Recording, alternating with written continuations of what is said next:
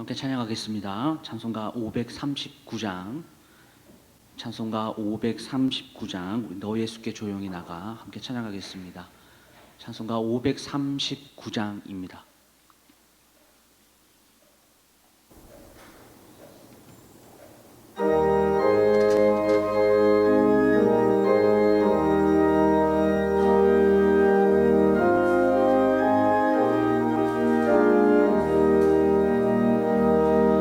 너 예수께 조용히 나가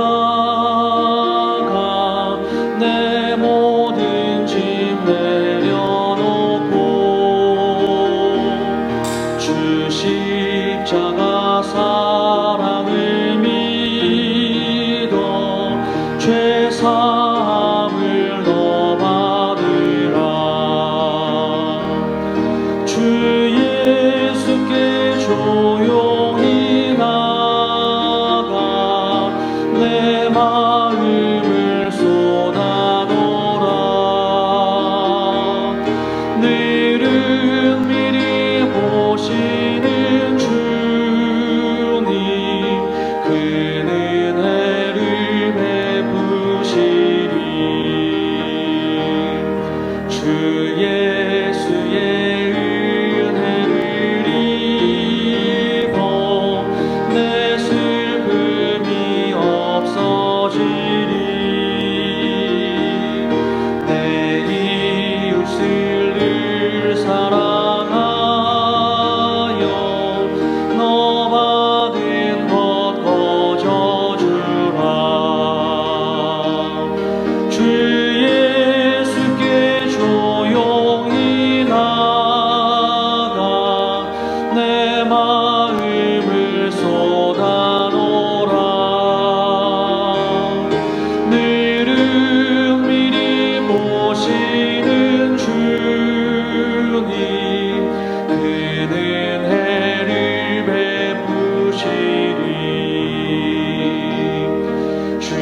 예수의 친구로 삼아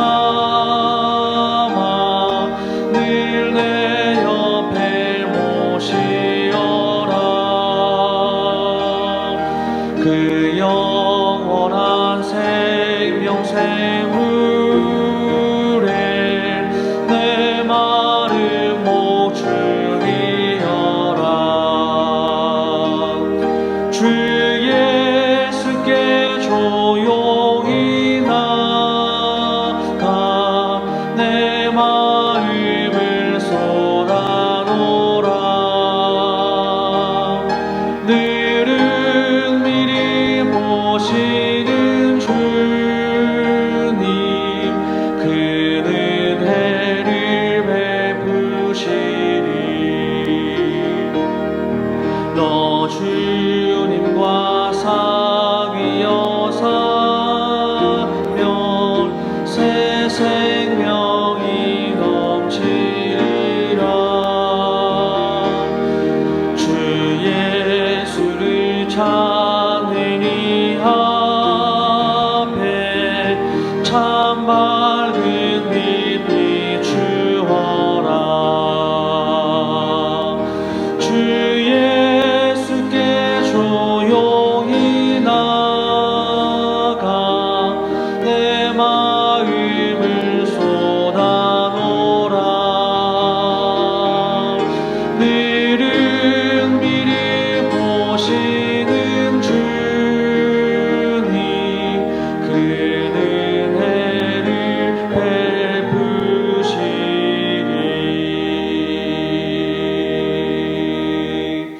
아멘. 우리 찬송 한 장 더 하겠습니다. 552장, 찬송가 552장, 우리 아침 해가 돋을 때 함께 찬양하겠습니다. 552장입니다.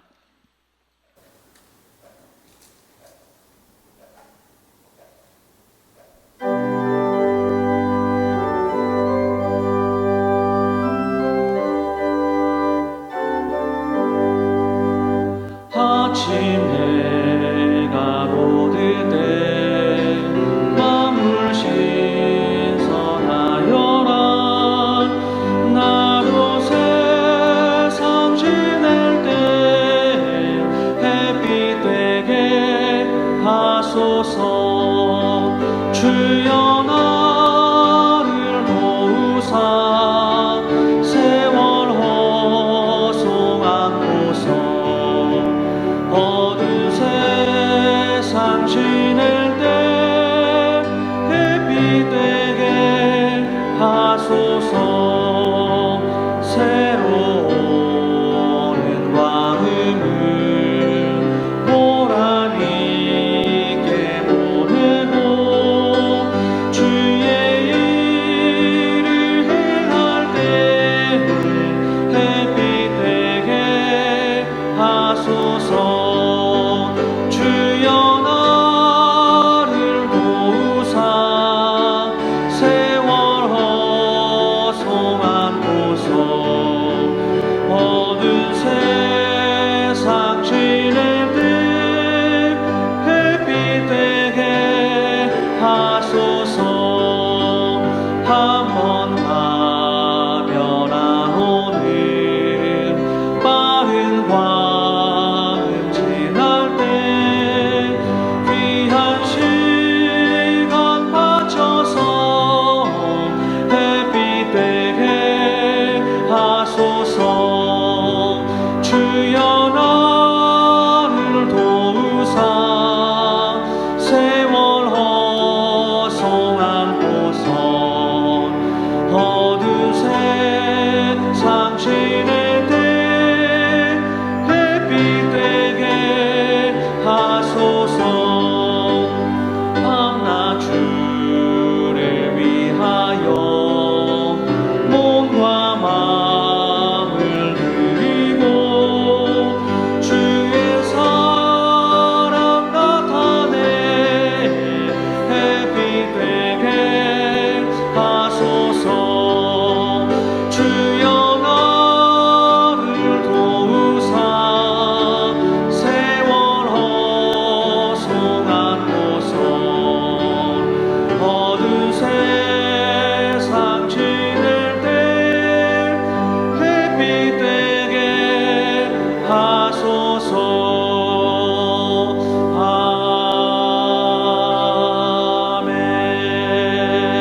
아멘. 우리 함께 기도하겠습니다. 오늘 우리 수요 예배를 위해서 우리 함께 기도해 주시고 우리 말씀 전해 주실 우리 김모세 목사님 위해서 우리 말씀 통하여 오늘 성령 충만 은혜 충만한 시간 되기 원합니다. 다 같이 통성으로 이 시간 함께 기도하겠습니다. 하나님 아버지 감사합니다. 오늘도 주님을 우리를 이 자리에 불러주시고 하나님 예배의 자리에 불러주셔서 주님 앞에 전심으로 나갈 수 있도록 하나님 은혜를 도와주신 주님 감사합니다. 오늘 김모세 목사님 통하여 말씀 전해주실 때 하나님 그 말씀이 우리 심령 가운데 깊이 뿌리 내리는 말씀 되게 하시고 오늘도 예배를 통하여 은혜 충만 성령과 충만한 시간 될 수 있도록 주님께서 인도하여 주시옵소서.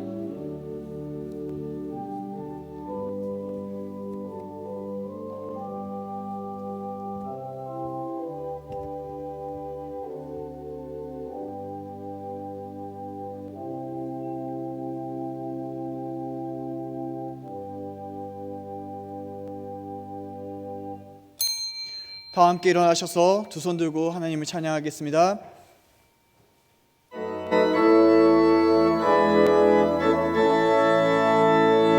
찬양하라 내 영혼아,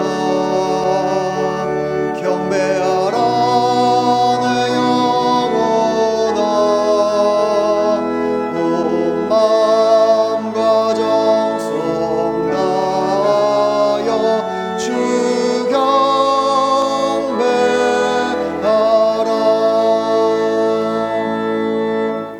사랑의 하나님 감사합니다. 이 시간 하나님께 나아와 하나님을 예배할 수 있게 해주셔서 너무나 감사합니다.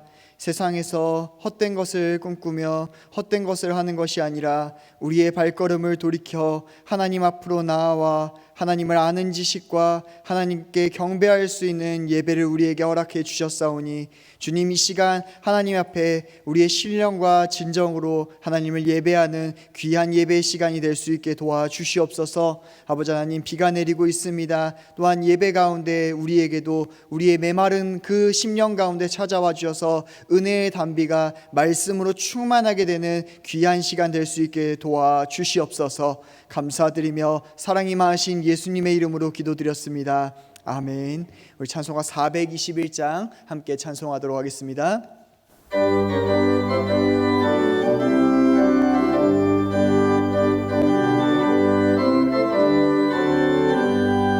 내가 예수 믿고서 죄 사함받아 나의 모든 것 다 변했네. 지금 내가 가는 길 전국길이요 주의 피로 내 죄가 씻겼네. 나의 모든 것 변하고 그 피로 구속 받았네. 하나님은 나의 구원 되시오니 내게 정죄함 없겠네. 주님 밝은 밑에서 어둠에 치니 나의 모든 것 다 변했네. 지금 내가 주 앞에 온전케 되는 주의 공로를 의지함일세. 나의 모든 것 변하고 그 피로 구속 받았네. 하나님은 나의 구원 되시오니 내게 정죄함 없겠네.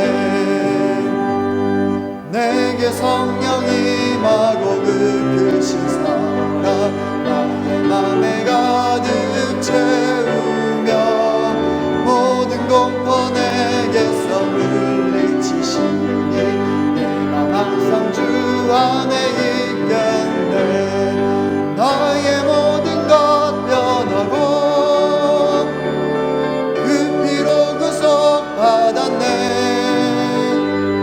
하나님은 나의 구원 되시오니 내게 정죄함 없겠네. 자리에 앉으신 후에 우리 신민정 원사님 우리를 대표해 기도하시겠습니다. 우리를 사랑하시고 은혜 베푸시고 축복 주시기를 원하시는 하나님, 교회에 모여 수요 예배를 드리게 하시니 감사드립니다. 코로나로 각 가정에서 또 삶의 현장에서 예배 드릴 때에도 영과 진리로 산 예배를 드리게 하시고 하나님이 그 예배를 기뻐 받아주시옵소서. 코로나로 혼란스러운 이때에 하나님께 더욱더 가까이 나아가 기도하고 범사에 감사함으로 이 고난을 넉넉히 이기게 하여 주시옵소서. 세계 곳곳 나라들이 힘든 이 시기에 어려움을 잘 이겨내고 죄를 회개하며 하나님을 더욱 잘 알 수 있는 귀한 시간이 되게 하옵소서. 하나님만이 코로나 위기를 극복할 수 있고 우리의 참된 소망이 되심을 알게 하소서. 광양교회 유아부부터 소망부 모든 부서마다 하나님의 은혜와 성령의 충만함을 주시고 모두 함께 모여서 예배할 날이 속히 오게 하여 주시옵소서. 오늘 말씀을 전하시는 김모세 목사님이 성령으로 능력의 하나님 말씀을 전하게 하시고 저희 성도들은 아멘으로 하나님 말씀에 순종하게 하옵소서. 담임 목사님이신 심충렬 목사님과 부목사님, 전도사님들이 크신 능력의 목자들을 되게 하옵시고 주의 일하는데 어려움이 없게 하옵소서. 저희 성도님들과 어려움 당하는 많은 사람들에게 하나님의 위로와 소망을 주시옵소서. 저희 교회와 한국 교회가 깨어 기도하는 교회가 되게 하옵소서. 예수 복음을 전하며 세상에 빛이 되고 소금이 되게 하옵소서. 하나님의 은혜와 사랑을 전하는 축복의 통로가 되는 교회가 되게 하옵소서. 이 모든 말씀 감사드리며 예수님 이름으로 기도드립니다.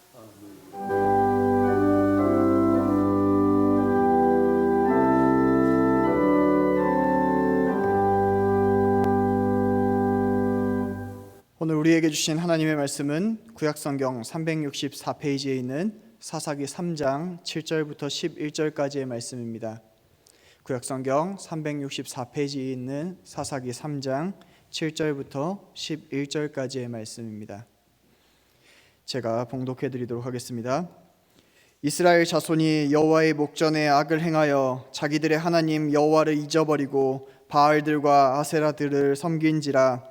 여호와께서 이스라엘에게 진노하사 그들을 메소보다미아 왕 구산 리사다임의 손에 파셨으므로 이스라엘 자손이 구산 리사다임을 8년 동안 섬겼더니 이스라엘 자손이 여호와께 부르짖음에 여호와께서 이스라엘 자손을 위하여 한 구원자를 세워 그들을 구원하게 하시니 그는 곧 갈렙의 아우 그나스의 아들 온니엘이라.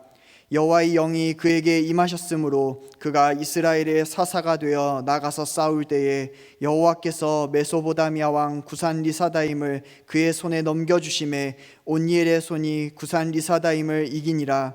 그 땅이 평온한 지 40년에 그나스의 아들 온니엘이 죽었더라. 아멘. 광고는 주보를 참조하여 주시고 함께 기도로 동참해 주시기를 바랍니다. 이 시간은 회강 반조는 없다라는 제목으로 함께 말씀 증거하도록 하겠습니다. 20세기 위대한 시인 중에 한 명인 아일랜드의 시인 윌리엄 버틀러 H는 자신의 시 비잔티움으로서의 항해에서 이렇게 말합니다. There is no country for old men. 이는 그것은 노인을 위한 나라가 아니다 라고 하는 뜻을 가지고 있는 이 구절과 이 시로 많은 사람들이 창작을 하게 되었습니다. 이것으로 말미암아 만들어진 소설이 코맥 메카시의 노인을 위한 나라는 없다라고 하는 소설입니다. 그리고 이 소설은 세계에서 굉장히 히트를 치게 되어서 이 소설은 영화로도 제작이 되었습니다. 그래서 이 소설이 영화가 된 것이 바로 코엔 형제의 노인을 위한 나라는 없다라고 하는 명작 영화 중에 하나입니다. 이 영화나 이 소설은 세계 명작 100위권 안에 들어가는 굉장히 위대한 작품입니다. 그런데 이 소설과 이 영화는 모두 이 시에 기반을 하고 있는데 모두 예이치가 이 시에서 말하는 의미를 그 작품 가운데 잘 녹여낸 작품들이라 할 수 있습니다. 예이츠는 이 시 가운데에서 노인에 대해서 굉장히 잘 서술하고 있습니다. 예이츠는 노인에 대해서 어떻게 평가를 하냐면 오래된 지혜를 가진 현명한 생각의 소유자라고 하는 사람을 노인이라고 칭하고 있습니다. 그러나 노인이 오래된 지혜를 가진 현명한 생각을 가지고 있으나 자신이 나이가 드는 것을 막지 못하며 자신의 늙음에 대해서 한탄하는 것이 바로 이 시의 내용입니다. 예이츠는 그래서 늙어가는 것이 너무나 한탄스럽고 자기 자신의 모습을 보며 하찮은 것이라고 생각을 말하는 반면 또한 젊음이라고 하는 것을 욕망과 욕정에 사로잡혀 순간을 즐기는 어리석음이라 칭합니다.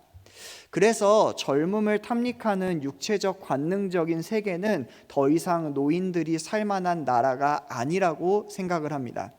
그래서 이 노인이 살만한 나라를 찾아 떠나는 것이 바로 이 비잔티움으로의 항해라고 하는 이 시입니다. 그래서 이 화자는 노인으로서 그곳을 찾아 떠나게 됩니다. 늙지 않고 지성을 보유할 수 있는 그 바다 건너 성스러운 이 도시 비잔티움을 향해 나아갑니다. 그리고 이 사행이나 되고 있는 이 시의 끝에 결국에 화자는 이 비잔티움에 도착을 하게 됩니다.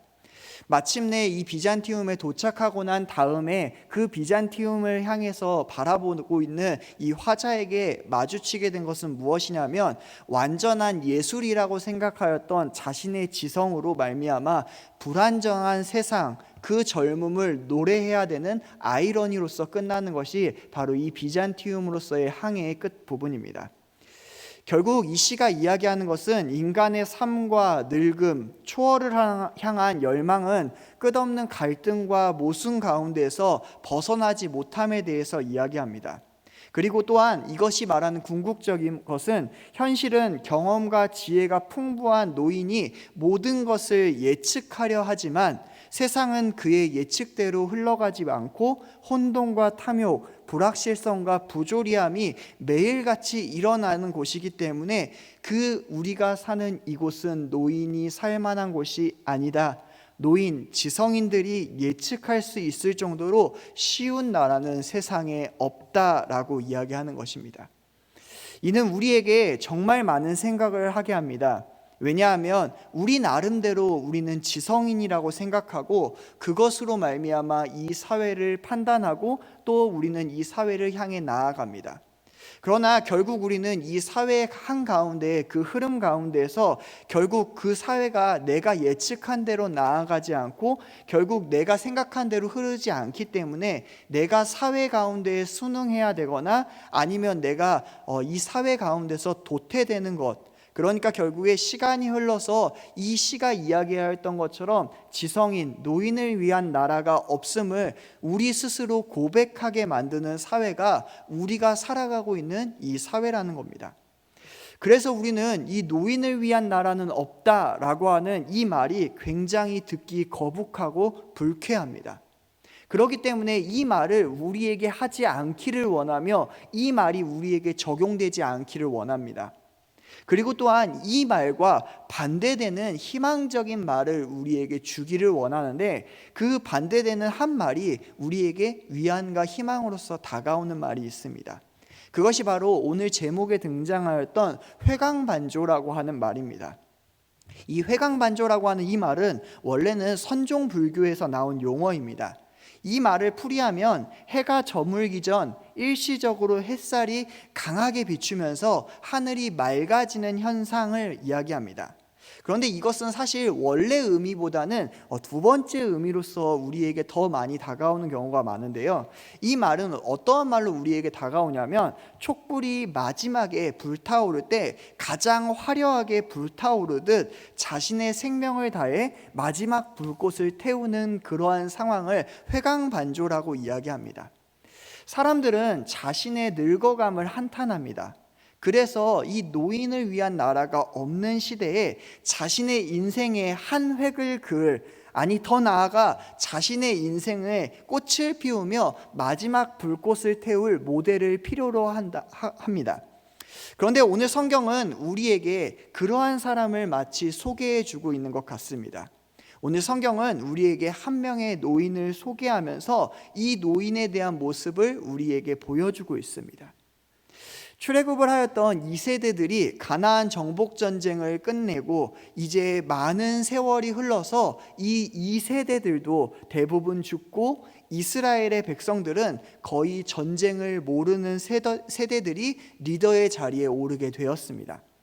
문제는 이스라엘 백성들이 하나님의 명령과는 정반대로 하나님이 그들의 이익을 위해서 가나안 사람들과 결단코 화친을 하지 말라라고 이야기하였으나 그들과 화친하고 교류하고 정신적으로 육체적으로 동화하게 되면서 더 이상 가나안 사람들은 그들과 전쟁을 해야 되는 사람으로서 인식하지 못하게 되었습니다. 그래서 그들은 좋은 게 좋은 거라고 그들과 함께 화친하고 그들과 친구가 되어서 서로에게 시집과 장가가고 그들과 무역하고 교류하며 그들의 지난 선조들이 해왔던 모든 전쟁들을 종식하게 되었습니다. 문제는 하나님의 우려하심은 그들이 교류하는 것에서 있지 않았습니다. 그들이 교류하면서 발생하는 여러 가지 문제에 대해서 하나님은 우려하셨던 겁니다.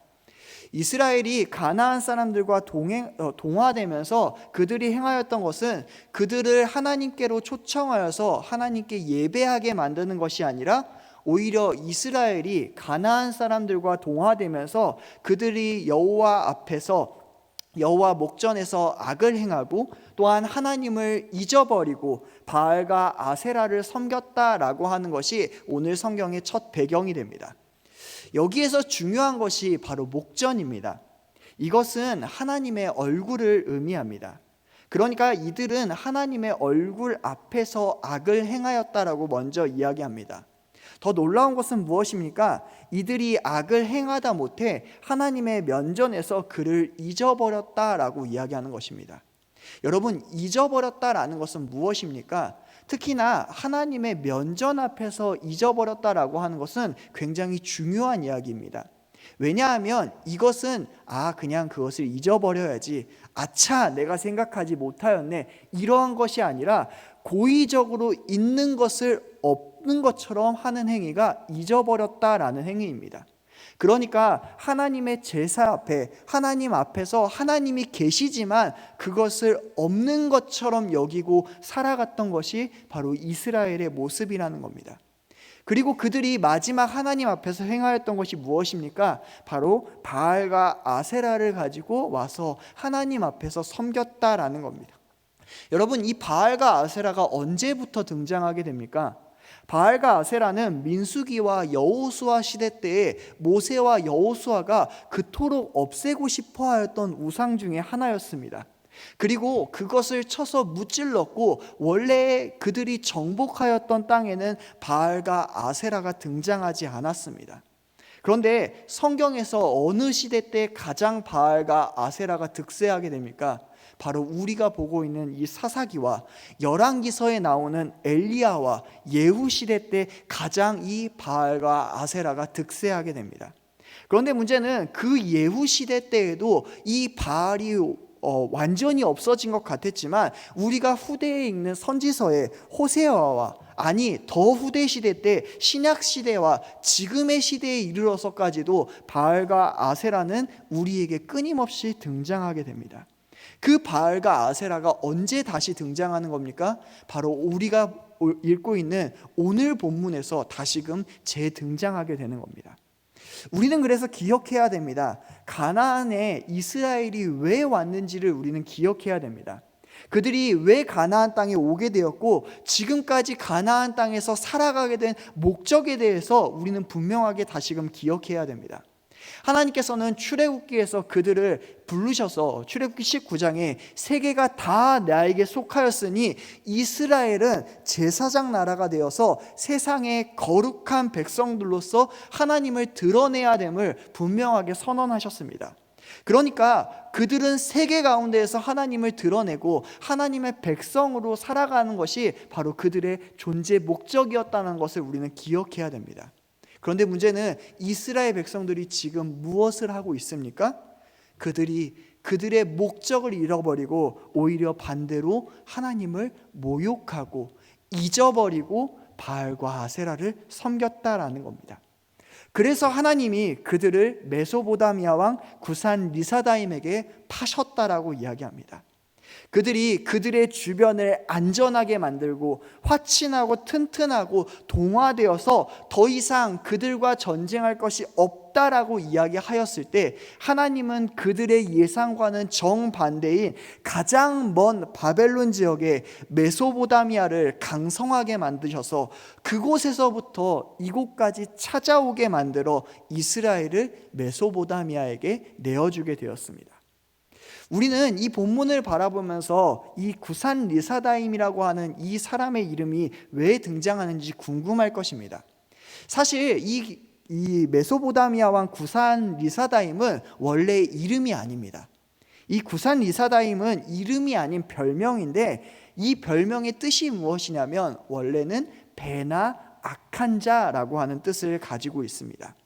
하나님은 이스라엘이 그들의 생활을 편안하게 하고 더 큰 피해를 줄이기 위해서 그들이 타협했을 때 하나님께서 원래 주셨던 이 가나안 사람들보다 배나 악한 자에게 그들을 내어주시며 그들이 배나 악하게 그 고통을 받게 하셨다라는 겁니다.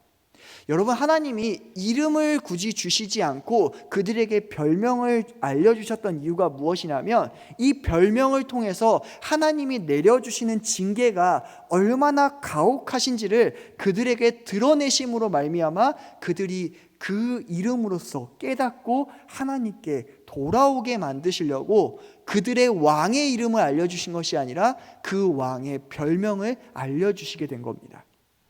여기에서 이 구산 리사다임의 통치를 무려 8년 동안이나 받게 됩니다.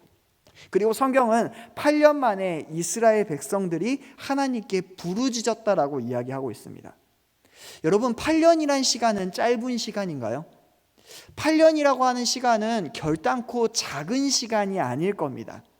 어떻게 보면 하나의 문화가 파괴되고 한 사람들의 기억이 망가질 수 있는 시간으로서 충분한 시간이 8년이라고 하는 시간입니다. 여러분, 얼마나 고통스러웠겠습니까? 그런데 이스라엘 사람들이 이러한 시간 동안 8년이라는 시간 동안 하나님을 부르짖지 않았다가 8년 만에 하나님을 부르짖었다라고 이야기합니다. 여러분, 여기에서 우리는 잠시만 생각해야 될 한 단어가 있습니다. 여러분, 회개라고 하는 단어를 우리는 다시금 생각해 보아야 됩니다. 여러분, 회개는 어떠한 것인가요? 한자에서 회하고 개하는 것이 바로 회개라고 이야기합니다. 회는 뉘우칠 회입니다. 잘못을 뉘우치는 것을 이야기하죠. 그러면 개는 무엇입니까? 개는 고칠 개를 이야기합니다. 그러니까 고치는 겁니다. 그러니까 회개라고 하는 것은 우리가 뉘우치고 마음속으로만 뉘우치는 것이 아니라 고치는 것이 바로 회개라고 이야기하는 겁니다. 이스라엘이 8년 만에 부르짖었다라고 이야기할 때 우리는 그들이 이제서야 하나님께 회개하였구나라고 생각합니다. 그런데 여러분, 이 부르짖었다라고 하는 단어를 잘 보아야 합니다. 그 부르짖음이 우리의 생각대로 참회와 자복과 회개하면 굉장히 좋을 텐데 여기에서는 참회의 몸짓이 보이지 않습니다. 그런데 더 놀라운 것이 있습니다. 지금부터 이어지는 사사기에 거의 모든 사건이 동일하게 됩니다. 그들이 하나님 죽겠어요, 도와주세요 라고 하는 부르짖음은 있습니다. 그런데 입다의 시대에 이르기까지 단 한 번도 그들은 자기의 모든 행동이 잘못되었다라고 회개하는 장면은 단 한 번도 등장하지 않습니다. 여러분, 그러한 자들이 이스라엘입니다. 이스라엘은 부르짖었지만 그 부르짖은 가운데 회개와 참회와 자복이 전혀 없었다는 겁니다. 그런데 하나님은 그들이 온전히 참회의 열매를 맺지 않았음에도 불구하고 그들을 자신의 자녀라 생각하고 그들을 자신의 백성이라 생각하여서 그 안타까운 부르짖음에 응답하셔서 오늘 하나님이 새로운 구원자를 보내주시는 겁니다. 여러분, 그 구원자가 누구입니까? 성경은 명확하게 이야기하고 있습니다. 바로 온니엘이라고 하는 사람입니다. 여러분, 이 온니엘을 여러분은 기억하고 계십니까? 이 온니엘은 젊었을 적에 기럇세벨을 쳐서 빼앗음으로 말미암아 그 위대한 갈렙의 딸인 악사와 결혼하였던 사람입니다. 그랬던 온니엘에게 성령이 부어져서 그가 사자와 같은 용기를 가지고 2배나 악했던, 2배나 강했던 이 구산 리사다임을 무찔렀다라고 하는 것이 오늘 본문의 내용이지요. 여러분, 사사기에서 말하는 성령, 그 사사기의 사람에게, 특히나 사사에게 임하는 성령은 대개 거룩한 분노의 영으로 등장을 하게 됩니다. 이 분노하였다라는 것은 성질을 부렸다거나 난폭하였다라고 하는 것이 아니라 하나님의 마음, 그 아픔을 자신의 마음의 아픔으로 느끼게 되는 것이 바로 분노하시는 거룩한 성령이 임하는 것입니다. 그래서 하나님의 마음과 나의 생각과 이 모든 것이 일치되는 상황이 바로 하나님이 임하시는 상황입니다. 하나님의 영이 임했다는 것이 바로 이런 것인데, 성령이 충만하였다라고 이야기할 때 이것은 어떠한 증상을 보여주는 것이 아니라 단 한 가지를 이야기하는 것입니다. 바로 하나님의 마음이 알아지는 것, 하나님의 생각이 어떠한 것인지를 알아지기 시작하는 것, 그것이 바로 성령이 충만해진다라는 겁니다. 그래서 성령이 충만해진 사람은 모습이 변할 수밖에 없습니다. 행동이 변할 수밖에 없습니다. 그리고 그 변한 행동으로 말미암아 그는 그 하나님의 생각을 가지고 세상으로 나아갈 수밖에 없습니다. 여러분, 세상으로 나아가는 사람이 할 수 있는 것은 무엇입니까? 바로 그래서 이웃사랑을 할 수밖에 없다는 겁니다. 그러므로 성령 충만하다고 이야기하면서 하나님의 마음을 알지 못하는 사람, 하나님의 입술로 살지 못하는 사람, 세상 가운데 그렇게 나아가지 못하는 사람은 성령을 받은 것이 아닙니다. 하나님의 마음이 알아졌을 때 여러분, 온니엘은 오늘 어떻게 되었습니까? 온니엘이 사사가 되어 싸울 때 온니엘의 손이 구산 리사다임을 이기니라 라고 이야기합니다. 여러분, 이 이야기를 들으면서 여러분은 어떻게 생각하십니까?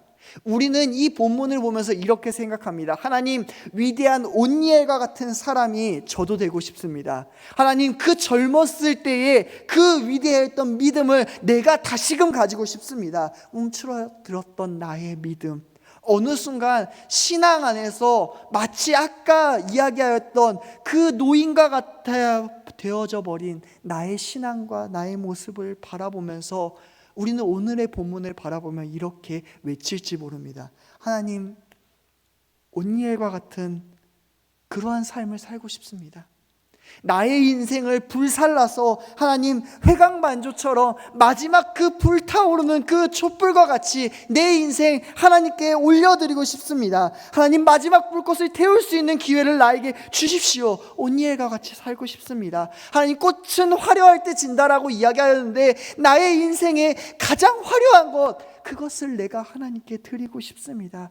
주님, 온니엘과 같은 노인도 쓰셨는데 나와 같은 노인도 사용하여 주십시오. 우리는 이렇게 이야기를 합니다. 우리는 그리고 그렇게 되고 싶습니다. 그런데 여러분, 이쯤에서 지금까지 했던 논지를 뒤엎는 것 같은 이야기를 해보려고 합니다. 여러분은 정말로 온니엘을 닮고 싶으십니까? 우리는 오늘 본문을 보면서 온니엘과 같은 영웅이 되고 싶다라고 생각했습니다. 옛날 믿음을 회복하고 싶다라고 고백도 하였습니다. 마치 우리 생각에 온니엘은 매우 준비되고 모범적인 영웅이라고 생각합니다. 그런데 정말로 오늘 성경은 이 온니엘을 가리켜서 모범적인 사람이라고 이야기할까요? 여러분, 우리는 말씀을 잘 보아야 합니다. 온니엘이 여호수아에서 기럇세벨을 쳤을 때와 사사기에서 기럇세벨을 쳤을 때가 전혀 다른 분위기로 성경은 이야기하고 있습니다. 여호수아에서 기럇세벨을 쳤던 이야기에서는 그 주인공이 온니엘이 아닙니다. 여호수아에서 강조하고 있는 사람은 누구입니까? 바로 갈렙이었습니다. 이 산지를 내게 주소서라고 외쳤던 그 갈렙의 믿음을 따라 이 유다 지파가 그 믿음을 따라 나아갔다라고 이야기하는 것이 바로 여호수아에서 말하는 온니엘의 사건입니다. 그런데 여러분, 이 사건과 전혀 다르게 사사기는 이야기하고 있습니다. 사사기에서 이야기하고 있는 이 기럇세벨의 사건은 무엇입니까? 유다가 치러 올라갔는데 그들의 마음대로 이 전쟁을 하는 모습을 보여줍니다. 전쟁을 마음대로 하는 것으로만 멈추는 것이 아니라 그들이 아도니베섹을 붙잡아서 아도니베섹이 하였던 모든 행위를 그 아도니베섹에게 행함으로써 유다와 오늘 아도니베섹, 이 가나안 사람이 똑같다라는 것을 성경은 우리에게 보여줍니다. 그러니까 이 본문이 사사기가 이야기하고 있는 내용은 무엇입니까? 그들이 땅은 정복했을지 몰라도 그들의 모습은 가나안과 전혀 다르지 않았다라는 것이 바로 이 내용입니다. 그리고 이것을 더 뒷받침해 주는 것이 무엇입니까? 바로 그 뒤의 내용입니다. 그 뒤의 사건은 무엇입니까? 그들이 산지의 주민은 쫓아내었으나 골짜기에 있는 주민들은 철병거가 있어서 못 쫓아냈다라고 이야기하는 겁니다. 여러분, 우리의 생각대로 만약에 온니엘이 믿음의 사람이었다면 이 다음 이야기는 어떻게 진행되어야 됩니까? 갈렙이 이 산지를 내게 주옵소서라고 이야기하였던 것처럼 오늘 온니엘이 일어나 그 땅을 모두 쳐서 골짜기의 철병거와 상관없이 그곳을 차지했더라 라고 이야기가 진행되어야 됩니다. 그런데 사사기 1장에서는 뭐라고 등장합니까? 온니엘의 이름은 더 이상 등장하지 않습니다. 여러분, 그러한 사람을 우리는 믿음의 사람이라고 이야기할 수 있을까요? 여러분, 그 사람의 믿음을 보며 젊은 날의 믿음을 회복할 수 있게 해달라고 이야기할 수 있을까요? 여러분, 상황이 그럴 수도 있습니다. 여기에서는 갈렙을 강조하기 위해서 초점이 갈렙이 되어 있으니까 그럴 수 있지 않습니까? 그렇다면 그 이후의 상황을 바라봅시다. 여러분, 갈렙이 살아있는 동안에 온니엘은 무엇을 했을까요? 갈렙이 죽고 난 이후에 그들은 뭘 했을까요? 여호와의 사자가 복임에서 올라와서 그들이 애통하며 가슴을 치며 나왔을 때 온니엘은 무엇을 했을까요? 여호수아가 죽었던 그때에 온니엘은 무엇을 했을까요? 여러분, 더 충격적인 것이 있습니다. 그들은 그 시대에 자신이 나이가 들고 장로의 자리에 올라가기도 하였습니다. 또 그 장로에서 물러나 그 여호와를 알지 못하는 세더가 리더가 되었던 그때에 온니엘은 무엇을 했을까요?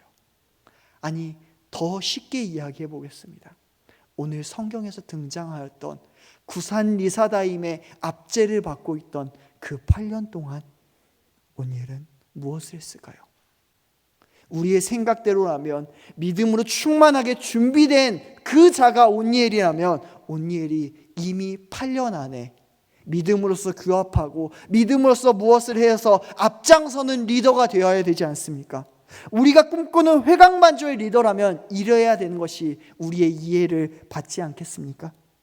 그런데 성경을 보십시오. 어디 그런 게 나타납니까? 아니, 오히려 8년의 압제 중에서 부르짖기는 하지만 참회하지 않는 그 이스라엘 중에 누가 있습니까? 온니엘이 있는 겁니다. 여러분, 우리는 그래서 기억해야 됩니다. 사사기는 결코 영웅들의 이야기를 하고 있는 것이 아닙니다. 많은 사람들이 사사기를 보며 이렇게 이야기합니다. 온니엘과 같은 사람이 됩시다. 기드온과 같은 사람이 됩시다. 삼손과 같은 사람이 됩시다 라고 이야기하는데, 그것을 사사기는 절대로 그렇게 이야기하고 있지 않다라는 겁니다. 그래서 우리는 성경을 그렇게 보아서는 안 됩니다. 여러분, 다시금 본문을 보십시오. 어디에서 온니엘을 본받을 만한 것이 있습니까? 오늘 본문 어디에서 우리가 살아가야 될 방향성을 찾을 수가 있는 것입니까? 그렇기 때문에 우리는 말씀을 자세하게 보아야 됩니다. 여러분, 다시금 말씀으로 돌아갑시다. 영웅의 이야기가 아닌 오늘 본문 그 자체로 우리에게 하나님은 무엇을 이야기하는지를 바라보아야 되는 것입니다. 여러분, 오늘 본문에 온니엘은 이렇게 되어져 있습니다. 쓰레기와 같고 비참하여서 당연히 버려져야만 하는 이스라엘과 온니엘 가운데 하나님이 구원자를 세우신 겁니다. 그 비참했던 삶, 신앙 안에서 구질구질하고 비겁하였던 삶, 그 삶 가운데, 그러한 온니엘 가운데 하나님이 찾아오셨습니다. 그리고 그 하나님이 온니엘에게 임재하시자마자 온니엘의 마음이 터져버리고 맙니다.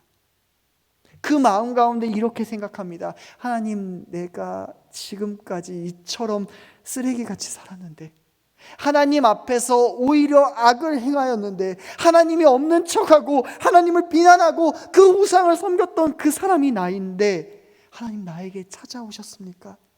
하나님, 그 애가 타는 마음을 나에게 주셨습니까? 그 마음이 전해지자마자, 그 사랑을 알게 되자마자 온니엘은 견딜 수가 없었습니다. 가만히 있을 수가 없었던 겁니다. 그래서 온니엘이 어떻게 하게 되는 겁니까? 그 자체로 하나님의 마음을 알게 되어서 뛰쳐나가게 된 겁니다. 여러분, 오늘 성경이 이야기하는 것은 온니엘이 무엇을 해서 변했다라고 이야기하지 않습니다. 오늘 온니엘에게 성령 하나님이 임재하게 되자, 그가 하나님을 알게 되자, 모시게 되자, 그가 완전히 다른 인생을 살게 됐다라고 오늘 성경은 우리에게 이야기를 하는 겁니다. 여러분, 무엇을 합시다, 무엇을 해야 합니다, 어떻게 살아갑시다, 누구를 닮으시다는 2차적인 내용입니다. 오늘 본문은 우리에게 분명하게 이야기합니다. 너의 구원자는 누구이냐? 너는 하나님과 어떠한 관계를 맺고 있냐? 너에게는 하나님이 있느냐를 우리에게 물어보고 있습니다. 여러분, 우리는 기억해야 됩니다. 구원자는 온니엘이 아닙니다. 그가 충만한 전략과 전술을 가진 예비군이었기 때문에 그가 오늘 전쟁에서 승리한 것이 아닙니다. 그가 하나님의 사람으로 모범적으로 살고 준비하고 힘을 숨기고 있어서도 아닙니다. 오늘 성경이 말하는 온니엘은 아무것도 아니고 우리와 같이 아무것도 아닌 자라고 성경은 우리에게 이야기해 주고 있습니다. 그러나 여러분, 여기에서 우리가 희망을 갖는 것은 무엇입니까? 온니엘이 아무것도 아닌 자고 마치 쓰레기와 같은 그러한 자였음에도 불구하고 하나님이 임하시면, 하나님이 함께 하시면 그 누구도 온니엘과 같은 자가 된다라는 것을 온니엘을 통해서 알려주시는 겁니다. 여러분, 온니엘이 있는 이 기간 동안 모든 것이 평안했다라는 것은 무엇입니까? 온니엘뿐만이 아닌 그 백성들이 하나님의 마음을 알게 됐다라는 것입니다. 그러니까 그들이 견딜 수 없어서 하나님의 마음을 듣고 하나님의 마음으로서 살아갔다라는 것이 오늘 본문이 이야기하는 겁니다. 여러분, 에스겔에서 마른 뼈들이 살아나서 주의 군대가 되는 것을 우리는 마치 환상같이 생각합니다. 그런데 여러분, 그렇지 않습니다. 하나님은 그 환상을 통하여서 우리에게 이야기합니다. 그 메마른 뼈들이 바로 너희들이다. 그 메마른 뼈들이 바로 너희들인데, 너희 안에 하나님이 임재하시면, 하나님이 거하시면 너희가 그런 군대가 될 것이다. 너희가 그런 온니엘이 될 것이다. 한 사람의 영혼을 바라보는 것이 아니라 그 구원자가 누구인지를 똑바로 바라보게 하는 것, 그것이 바로 사사의 사건이라는 겁니다. 사랑하는 성도 여러분, 우리는 이 말씀 앞에 바로 서야 합니다. 많은 사람들이 노인을 위한 나라는 없다라고 합니다. 저는 이 말을 이렇게 바꾸고 싶습니다. 내가 생각하는 그러한 신앙은 없습니다. 여러분, 인생을 뒤바꿀 만한 회광반조와 같은 믿음은 없습니다. 화려한 꽃과 같은 찬란한 한때의 믿음은 없습니다. 그러면 여러분, 우리는 어떻게 해야 됩니까? 우리는 이렇게 이야기해야 됩니다. 하나님을 나에게 주옵소서. 이 비참한 인생 가운데 하나님을 보내주옵소서. 나는 주님이 필요합니다. 주님, 나의 모습을 용서하여 주십시오. 회하고 괴하는 겁니다. 회개하는 겁니다. 나의 모습이 그렇게 비참하다라고, 내가 그렇게 악을 행했다고 하나님께 회개하고 뉘우치고 고치는 것이 바로 우리의 모습을 되어야 되는 겁니다. 여러분, 가슴을 치십시오. 말씀을 보면서 우리는 왜 가슴을 치지 않습니까? 왜 그렇습니까? 하나님의 마음이 우리에게 다가오지 않기 때문입니다. 여러분, 말씀을 듣고 가슴을 치는 것은 예수 안에서 내가 완전히 죽겠다라고 이야기하는 겁니다. 여러분, 내가 되겠습니다가 아닙니다. 내가 죽겠습니다입니다. 오직 그 하나님만, 오직 그 주님만, 그 성도들이 외쳤던 마라나타, 아멘, 주 예수여 어서 오시옵소서가 그 재림 때만을 기다리는 그 고백이 아니라, 아멘, 주 예수여 나에게 임재하여 주시옵소서라고 하는 그 고백이 되는 저와 여러분이 되길 소망합니다. 사랑하는 성도 여러분, 영웅은 없습니다. 그러나 구원자가 계십니다.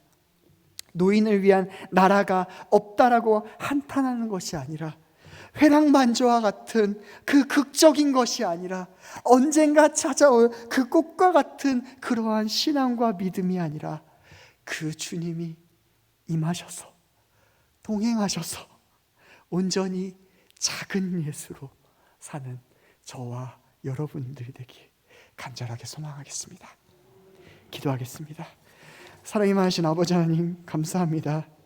오늘도 부족하고 연약하고 비참한 저희들에게 찾아와 주셔서 말씀을 통해 다시금 하나님의 마음을 알 수 있게 해주셔서 너무나 감사합니다. 하나님, 우리는 너무나 연약하고 부족합니다. 우리는 그래서 하나님, 나를 이끌어줄 영웅을 찾지만 오늘 하나님께서는 우리에게 영웅이 없다라고 이야기하십니다. 아버지 하나님, 우리가 영웅을 찾는 것이 아니라, 한때의 믿음을 찾는 것이 아니라, 위대한 어느 시절의 믿음을 찾는 것이 아니라, 나에게 임재하시는 그 하나님과 그 하나님의 마음을 임하여서 아버지 하나님, 그 기쁨으로 나아갈 수 있는 저희들이 될 수 있게 도와주시옵소서. 우리의 부족한 것을 보는 것이 아니라 오직 내 안에 역사하시는 하나님을 바라봄으로 나는 죽고 예수로 사는 작은 예수가 되어 살아가는 우리 귀한 성도들이 될 수 있게 도와주시옵소서. 감사드리며 사랑이 많으신 예수님의 이름으로 기도드렸습니다. 아멘. 우리 다 함께 일어나셔서 찬송가 540장 부르신 후에 담임 목사님 축도로 예배를 마치도록 하겠습니다.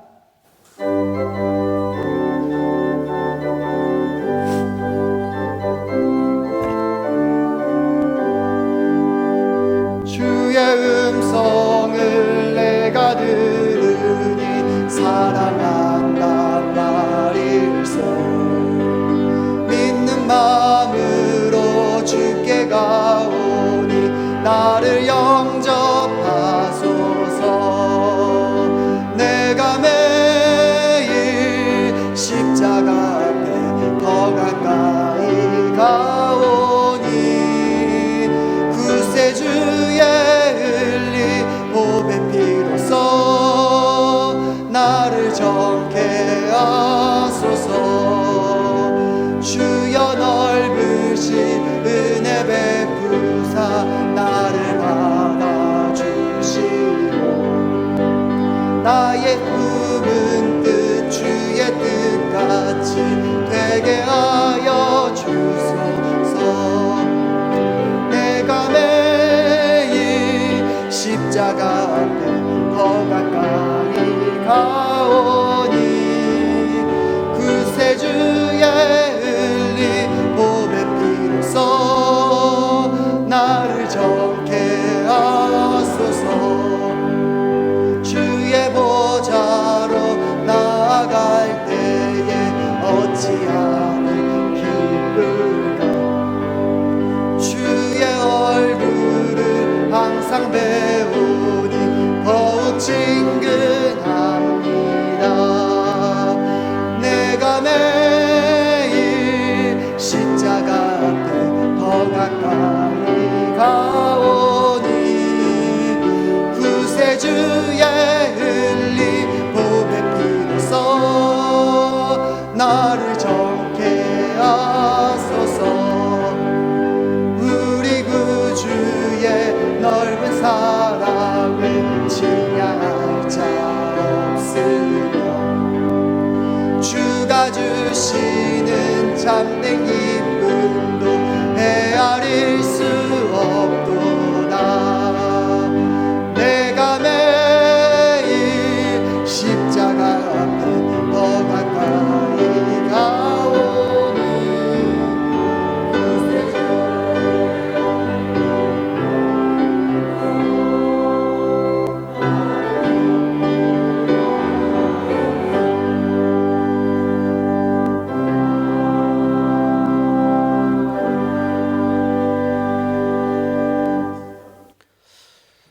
이제는 나를 사랑하셔서 십자가에 달려 죽으시고 부활하신 우리 주 예수 그리스도의 은혜와 언제나 사랑으로 안으시고 품어주시는 하나님 아버지의 지극하시고 놀라우신 사랑과 날마다 나와 함께 하시며 우리를 하나 되게 하시는 성령 하나님의 위로하시고 인도하시고 교통 충만하심이 하나님의 말씀으로 날마다 나의 심령을 돌이켜 회개하며 새롭게 살아가기를 소망하는 우리 모든 수요 예배를 드린 믿음의 성도들 머리 위에와 이들의 가정과 일터와 자녀들과 모든 산업들과 우리 한국교회와 민족과 열방 위에 영원토록 함께 하시기를 간절히 축원하옵나이다. 아멘.